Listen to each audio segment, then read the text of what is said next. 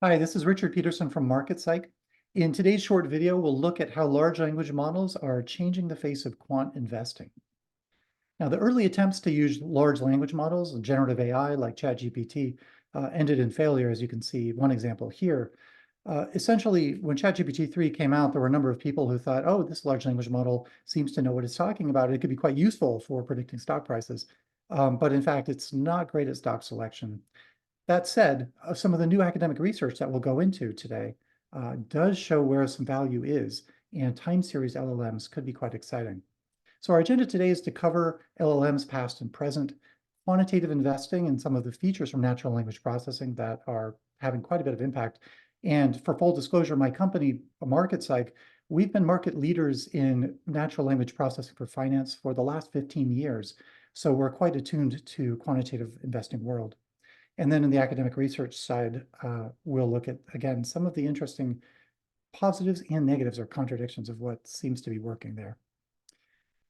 So the goal really of natural language processing is pulling out that meaningful information in the 80% of text that's unstructured. Not always text, sometimes video, sometimes audio, but about 80% of information really can have a meaningful impact on financial markets. And the question is, how do we get that information and load it into predictive models? So when NLP started in the 1950s, it was really based on rules, grammatical rules, identifying entities based on name classifications. By the 2000s, we started looking at Bayesian classifiers, which were more accurate generally than rules and more flexible. And then without, of course, the advent of transformers and then BERT, we began to get much higher accuracy in our sentiment analysis, as well as our named entity recognition. With the extra layer of generative AI in 2022, we can now enter a question to one of these large language models and get a coherent narrative response to the point that we can now ask for the outstanding number of shares at Apple or the key points from an earnings conference call transcript that's 7,000 words long, and the LLM will read all of it and pull out the key text. So quite an exciting innovation as well. The question is, what is hype? What is useful? And what is just the preliminary evidence of overfitting? So some of these new models are very exciting, but as we'll look at the academic research, they're not always useful. So here's a paper from January 2024 that broke down how LLMs will impact finance into 5 general areas. Question answering, and you could add to that document summarization. Again, if you have a long document like financial statements or earnings call transcripts, the LLM can quickly go through and find useful information, risks, opportunities, key topics.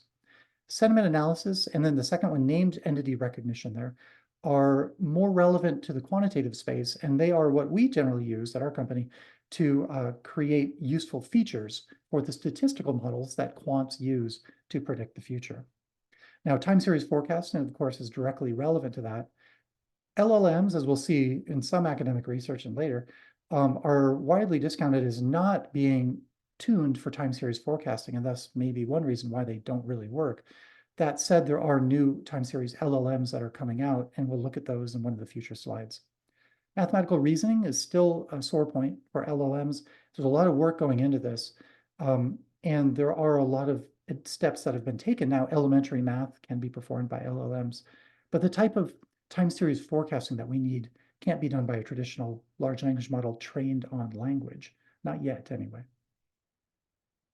So in the quantitative investing space, we're really looking at features extracted from text that can then be used in predictive modeling.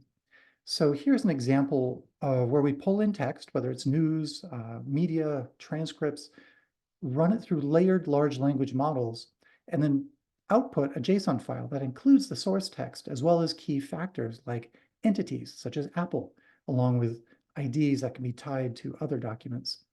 Topics like earnings or events, also sentiments, including even emotions. One of the interesting innovations of the new LLMs is they can classify really nuanced emotional tones, which themselves can have quite a bit of impact on stock prices.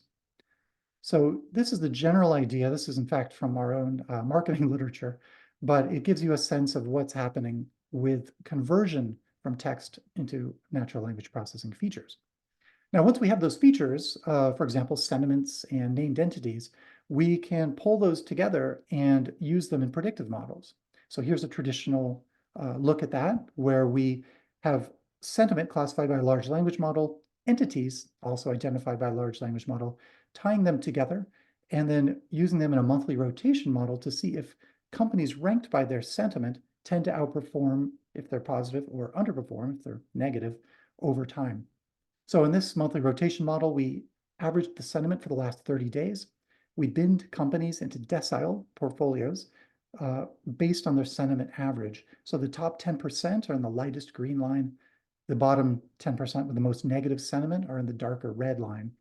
We look at, from the first trading day of the next month, their average return over the next 90 days, and we averaged that every month from 2006 to 2020.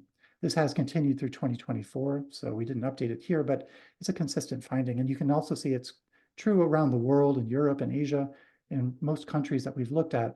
There is generally sentiment momentum in markets. And we do have a white paper about that available. Please reach out if you're interested. Now, LLMs are also being used not only to understand and pull out features from text, but they can be used directly to find patterns in images. And one of the more exciting areas that we've heard about from some clients is using candlestick charts, bar charts, pulling them into LLMs and asking them to predict prices based on the bars. Now, this is consistent with some research by Andrew Lowe, which found that humans could judge whether a time series was random or was generated from an asset price time series. That humans themselves seem to see patterns in the data, not that we can predict the future of them, but we can tell whether it's random or non-random from an asset price. And so the LLM probably can detect those patterns, and according to some of our clients, can be quite successful at predicting future bars as well. This is also true with images like satellite photos of parking lots.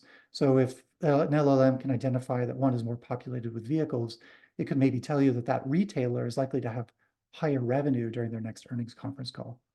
So there are some interesting patterns that LLMs can pull out of visual data as well.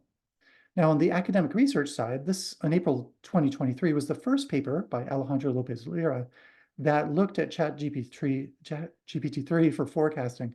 And he found that using sentiment classification of news headlines by ChatGPT did lead to similar spread that we saw earlier using a layered language model. So you can see what he found there, but he's now updated that to use ChatGPT-4, and he's got a book coming out called The Predictive Edge, which will be out in a few months. One of the more detailed and actually even more exciting papers that we've seen is this one from University of Chicago, and this is also a 2024 paper. This one looks at how LLMs, particularly GPT-4, can be trained with chain of thought reasoning to read through a financial table from an income statement, generate financial ratios, and then make a prediction of will a company have higher or lower earnings in the next quarterly conference call. What's exciting here is that human analysts generally have 52 to 56% accuracy, depending on the time horizon, using the same tables of financial ratios. But GPT with chain of thought, meaning being trained to go through the analysis like a human would.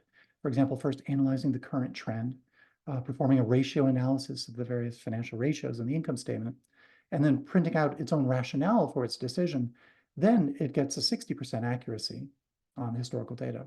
Now, in this case, in case you were wondering, it's not quite possible that GPT was trained on this historical data because while it may have been trained on the numbers, they removed all of the text from the financial statements. So in this case, GPT was only fed the financial information from the companies. Now, probably it did have some exposure to that historically, but GPT's results here are actually consistent with artificial neural networks. So this ANN, artificial neural network, is the state of the art in forecasting financial ratios. And the GPT was consistent with that when using chain of thought. So quite exciting. Here you see of course, the mandatory equity curve of the portfolio long and short based on the GPT output. In this case, earnings were a proxy for stock prices as well. Some people call bullshit on this, though, and the reasoning is that GPT and other large language models aren't advancing as quickly as they once were. So this is the Hugging Face leaderboard aggregate performance on a number of tasks. These tasks include the MMLU for language understanding, the ARC for abstract reasoning, and the Wino Grande task, as well as several others. And so what they've done is just average together the performance of various open source and modified large language models. And you see here that there's been a bit of a plateau the last several months. This prompted, or was part of a prompt for a Wall Street Journal article called "The AI Revolution is Already Losing Steam," which is by Christopher Mims. Now, in this academic paper, they say ChatGPT is bullshit because of hallucinations, as well as the design of LLMs who are trained on text.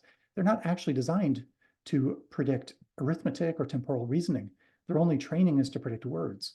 So why would they be actually useful in predicting a mathematical problem when they're designed for language prediction? Good question.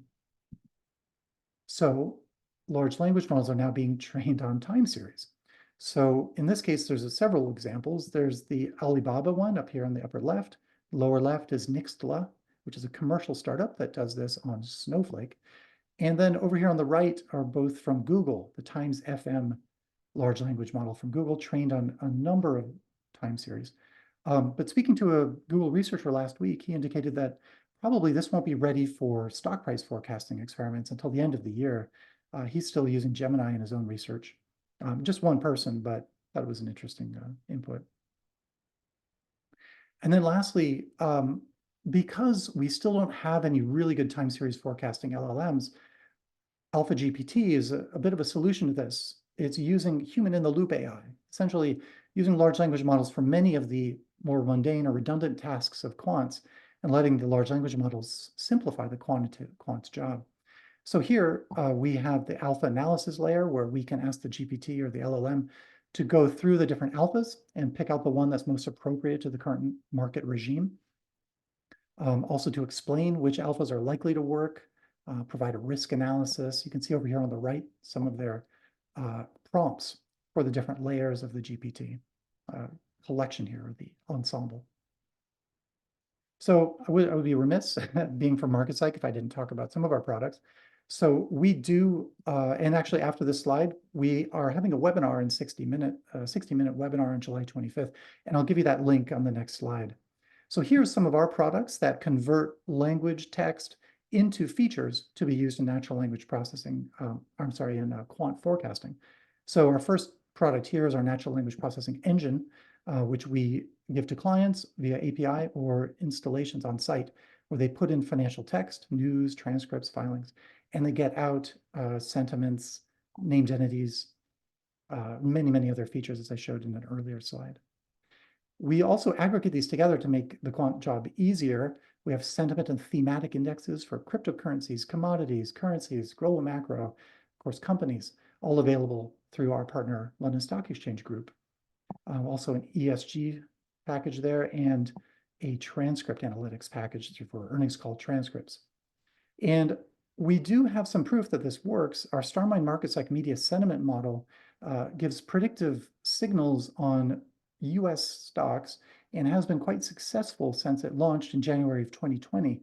So over the last 4+ years, it has a Sharpe ratio of 1 between the top ranked and the bottom ranked stocks based on historical media sentiment. These are 30-day forecasts. It's, yeah, so if you have any questions about any of these products, please do reach out at the end of this. Our email, by the way, is support@marketpsych.com. MarketPsych is our email. Again, support@marketpsych.com. Or, of course, and feel free to sign up for our webinar on July 25th. This will be recorded, so you can access the recording subsequently. And this is via London Stock Exchange Group, our wonderful partners. And there's the link, lseg.group, and you can see the code. So feel free to sign up, and we look forward to hearing from you in the Q&A on that webinar. Take care. Bye-bye.